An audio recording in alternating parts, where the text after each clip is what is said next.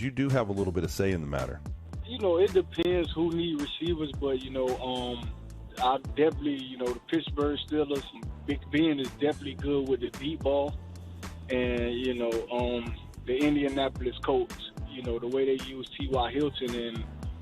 And when we played those guys in the playoffs last year, and I walked off and I'm like, this team is, they up and coming. They going to be a problem in the next few years. So, I got options, I feel like I will fit in anywhere, but, those just the main two off top. And, anywhere I can come in and help and be like a small piece to the puzzle, or if they need me to be a big piece to come in and help younger guys out and, move around and do what I have to do. So those are the main two teams, though. That's John Brown, formerly the Buffalo Bills, on SiriusXM NFL Radio, who also said that he had no idea the Bills were going to let him go. They didn't talk to him about taking less. They didn't talk about anything. They just dumped him. He wonders whether and to what extent Josh Allen had input, because he believes that Josh Allen would have wanted him to stay, but he's out. He's interested in the Steelers or the Colts. Steelers have a great young core of receivers. They do a great job drafting receivers. I don't know that he fits there. The Colts, he mentioned T.Y. Hilton. Hilton may be gone in free agency, but it's one thing for a guy to say, here's who I want. In this year especially, what ultimately matters is who wants you, and he may have to sit and wait. And it comes down to this question, 1-year deal. Do you join a team that you think's a contender? Do you just take what you can get? The bad teams are going to need players too. But a lot of guys are going to be doing, I believe, Myles, 1-year contracts this year, taking what they can get and hoping to have the kind of impact that they can get more in 2022. Yeah, and I don't know what John Brown's market is going to be, especially to join a good team. Although, frankly, the wide receivers who are available right now in terms of free agency, it's not really all that great. I mean, our top two guys on the PFT 100 list, I believe, are Kenny Golladay and then JuJu Smith-Schuster. And then after that, it's kind of like, eh. So I think that Brown could maybe get a team. But if I'm a team, I might just say, let me wait until after the draft in order to see if I really want to sign a wide receiver who is not named JuJu Smith-Schuster or Kenny Golladay, because maybe I can get somebody better in the draft. And if that happens, then they're probably going to be cheaper, at least for this year, and then I can develop that guy, and maybe they're going to be even better down the road. So I don't really know what his market's going to be. He had a decent year last year. He had over 1,000 yards in 2019. Then, of course, when Buffalo gets Stephon Diggs, and he sets all kinds of franchise records and leads the league in all those different categories, then that's going to be the primary target. So I don't really know what his market's going to be, Mike.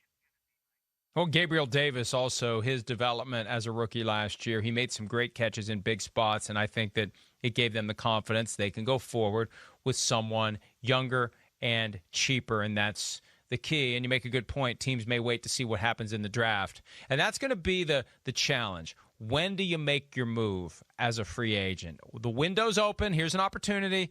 Is it going to be a better opportunity if I wait, or is it going to be a worse opportunity? Some guys, as Shereen Williams has suggested, may sit out the whole season. Some guys may wait until the regular season starts. They avoid training camp that way. Some guys, you just sit and wait for the phone to ring during the season. There may be some veteran replacement available that wouldn't otherwise be available once we get into September, October, November, etc. JuJu Smith-Schuster likely will be signing somewhere next week. It likely won't be the Steelers, even though he has said he wants to stay with the Steelers. He wants his legacy to be in Pittsburgh. It's fairly obvious the Steelers are going to move on. For whatever it is he's going to command, Myles, they have too many young guys who are making far less, setting aside dancing on the logos of the opponents and the Browns is the Browns, the kind of misguided antics that didn't help the Steelers at all last year. He's a great player, but dollar for dollar, they're going to be better off, I think, with someone else. So JuJu on social media hinting that he won't be back. There's his item, apparently. Oh, he voted no on will he stay in Pittsburgh. He actually voted no. That's a negative. So I think it's pretty clear JuJu won't be back with the Pittsburgh Steelers. The Raiders were linked to him a few weeks back. Myles, I don't know where it's going to go, but I think what we do know is the team MVP from 2018, that moment that ended the relationship between the Steelers and Antonio Brown, he's going to be gone too. Yeah, I think the Steelers just do too good of a job of drafting and developing wide receivers to ever sign one, when they could let that guy go and then they get a comp pick for him back the next year. It just makes way too much sense for JuJu Smith-Schuster to sign somewhere else. But I think if you look at what he does, I have questions about whether he's a number one guy or not. I think if he's in a situation where he can be the number two, he's probably going to be better off. And if you're talking about the Raiders, well, if he goes there, and they got Ruggs, they got Edwards, I mean, the Raiders, I think, would be much better off signing Nelson Agholor for another year at least than maybe going with somebody who doesn't know that offense, and you got JuJu Smith-Schuster, and you're counting on him to be the lead dog. I have questions as to whether he's really going to be able to do that, because I don't know that when he kind of had the opportunity to do so in Pittsburgh, that it really, really worked out to the way that one would expect based on the way those early returns were. So I think if JuJu Smith-Schuster can go somewhere and be a number two guy and supplement somebody else, he can really make an offense better. But I don't know if you really want to count on that guy as the number one. And maybe this will be on freezing cold takes in another year. No, we saw it in 2019, though, Myles, when Antonio Brown was traded. JuJu Smith-Schuster was not able to step into that number one role. And I remember vividly quotes from him suggesting he's doing what he can to draw double coverage down the field and run the deep routes. If you don't have the God-given ability baked in to your skill set to run really fast and pull that coverage with you, you can't be a number one. And so then here's the question. If you're number two, how much can you really pay a number two? Because unless you have a number one who's on a rookie contract and making a hell of a lot less than your number two, you're going to be paying a ton of money to your top two receivers. Now, the Buccaneers are apparently comfortable doing that this year with Mike Evans and Chris Godwin, but most teams aren't going to be in a position to make a major financial investment in their number two, especially with so many great young receivers out there that you can draft. So I think there's a chance JuJu's not going to get 12, 14 million a year. You have to be in a spot, and maybe the Raiders make the most sense because they have Henry Ruggs, who's got 2 more years under contract before they can even give him an extension. That's the perfect spot to be a number two with a rookie or a guy on a rookie deal that can't be renegotiated yet. Because if Henry Ruggs gets salty because JuJu Smith-Schuster's there making so much more than Ruggs, all the Raiders have to say is, there's nothing we can do. We'd love to give you more money. We will when we can, but we can't. So just go play and earn your second contract like JuJu Smith-Schuster did. Yeah, but what evidence have you seen that even though Ruggs was the first wide receiver off the board in that really, really talented class in 2020? I forgot you hate Henry Ruggs. I forgot about that. Yes, just like you hate Tua.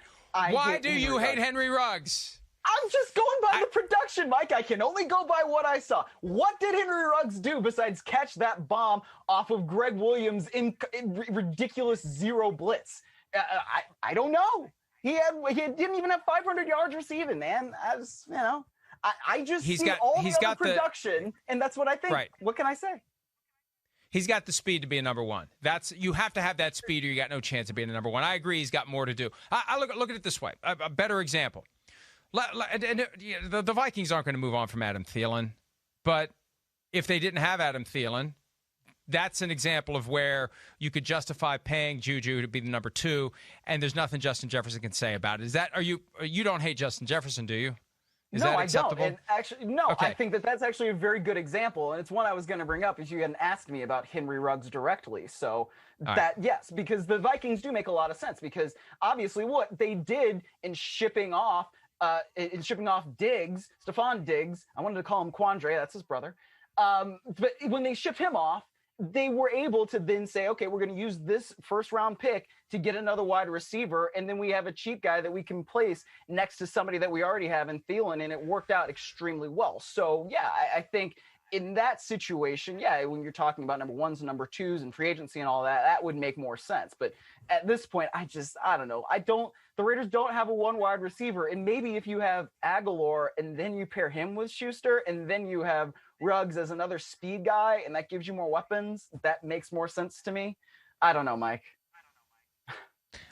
I'm looking at Adam Thielen's contract, $11.1 million base salary this year. I mean, if you're the Vikings, do you think we could get JuJu? And this is what teams are going to have to go through. Because Adam Thielen, great story, local guy, Mankato State, Minnesota through and through. Is dollar for dollar? You put JuJu with Justin Jefferson versus Thielen? But these are the analyses that teams are going to have to engage in this year. Hi, I'm Mike Tirico, and thanks for watching. Make sure to hit subscribe for the latest news and highlights from NBC Sports.